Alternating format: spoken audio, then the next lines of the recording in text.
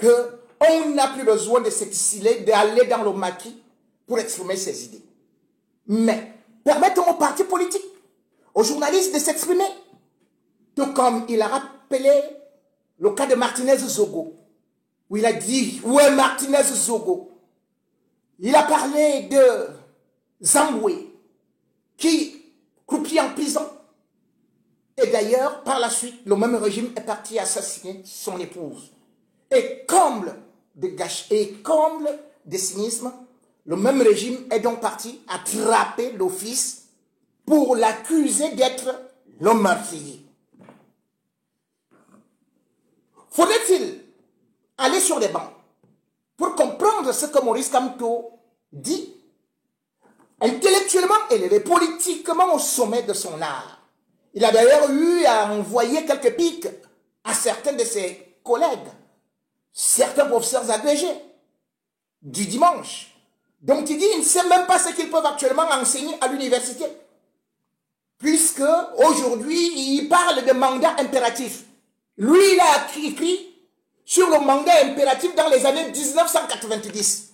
Et c'est aujourd'hui que ça devient un débat. Un débat pour ceux qui ne veulent pas le voir. Être candidat.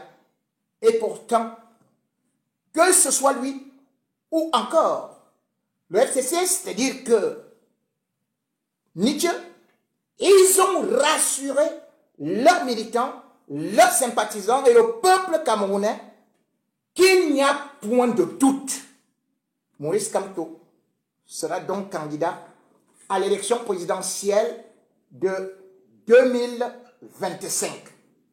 Ceux qui veulent donc nous faire croire actuellement d'autres choses pourraient au moins revoir aujourd'hui leur plan.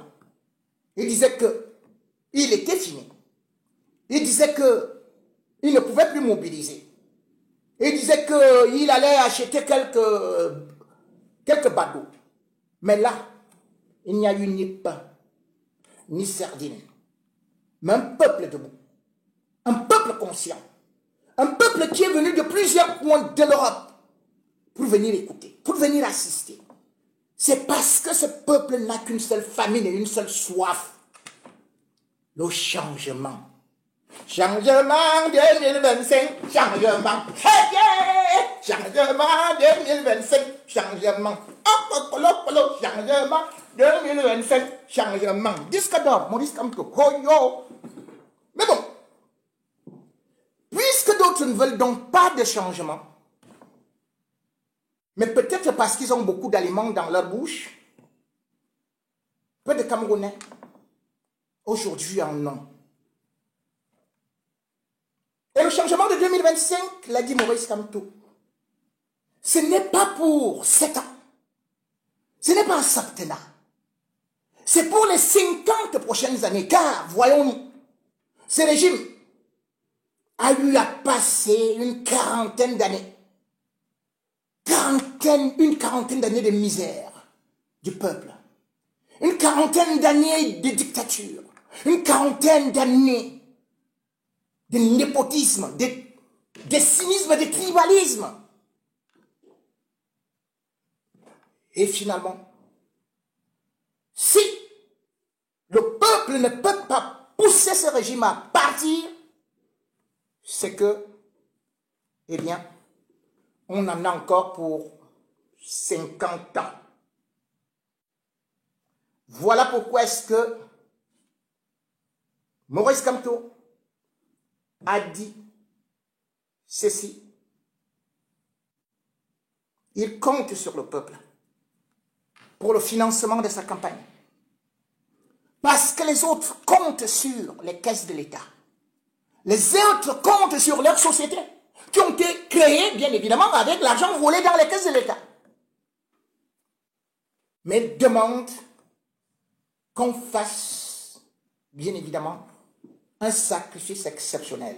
Car a-t-il dit à circonstances exceptionnelles, bien évidemment, il faut bien évidemment un effort exceptionnel. Soutenez donc Le changement, c'est soutenir vos enfants. C'est soutenir les lendemains. C'est soutenir vous-même. Bien évidemment, beaucoup vont se contenter de dire que le changement, c'est au pays. Mais ils oublient que leurs dirigeants qui aujourd'hui vont dire que Maurice Kamto est venu à Paris, est venu chez les Blancs, est venu à la conquête de ceci, il veut vendre le pays. Il a parlé de panafricanisme tout en demandant de soutenir non seulement le Sénégal, mais africains et les dirigeants qui pensent d'abord à leurs intérêts. Or, le régime de Yaoundé pense-t-il aux intérêts des Camerounais? Non. Le régime de Yaoundé n'a pensé qu'aux intérêts particuliers pour se maintenir au pouvoir. Parce qu'ils n'ont pas la légitimité, ils n'ont pas la popularité. Ils ne peuvent pas réunir autant de gens. Alors ils ont été désignés, ils ont été nommés par Paris. Même au pays, ils sont incapables de mobiliser.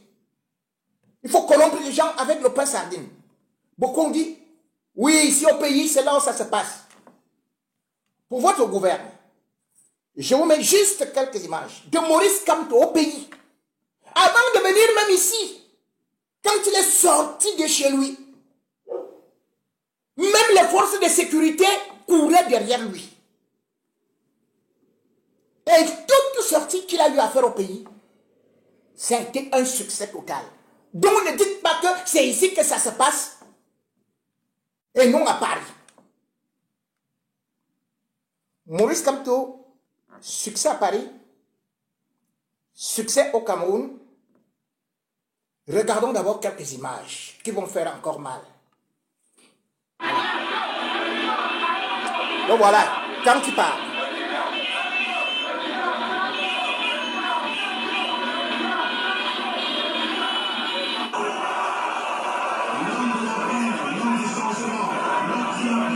Le remplisseur de salle. Partout, hein, vous n'allez pas seulement dire que c'est ici à Paris. Hein, parce que j'ai vu même mon ami Crépin Yamsia dire que non, c'est que la place de la République, c'est l'endroit là où tout le monde vient. Ici, on est où? Ça, c'est au pays. Hein.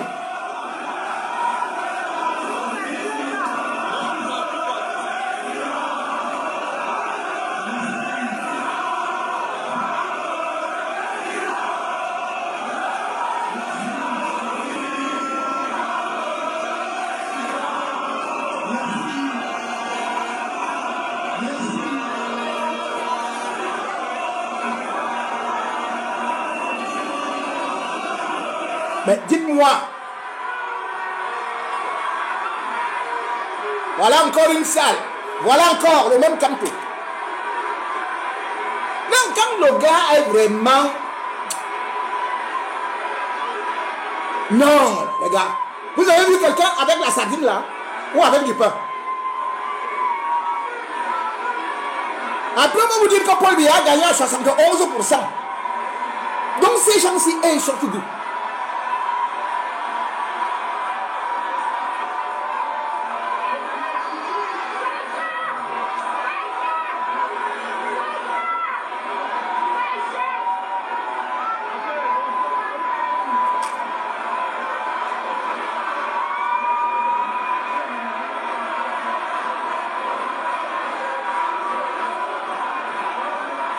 Ça, je ne vous montre plus seulement Paris. Hein. Parce que vous allez dire que ça c'est Paris. Là-bas, il n'y a que 26 000 personnes. L'élection, c'est ici que ça se passe. Dites-moi quel politicien peut réunir autant de gens, à l'extérieur comme à l'intérieur du pays. C'est comme ça qu'on jauge la crédibilité, la popularité, la sincérité d'un homme politique. Ce n'est pas à travers des élections truquées.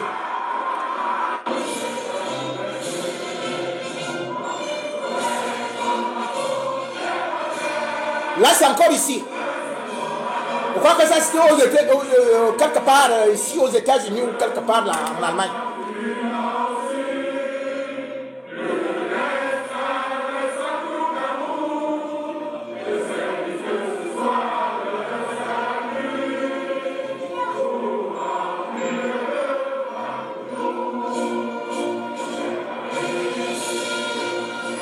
Vous voyez comment est-ce que les Camerounais sont en fusion?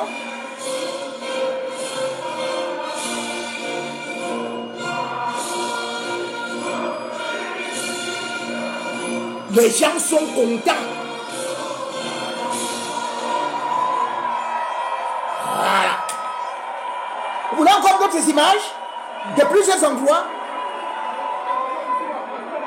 Parce que depuis que la France existe, aucun dirigeant africain ou étranger n'a pu remplir la place de la République comme vous le voyez là à 2 reprises. Et là, ce n'est pas la place de la République, ça c'est plusieurs autres endroits.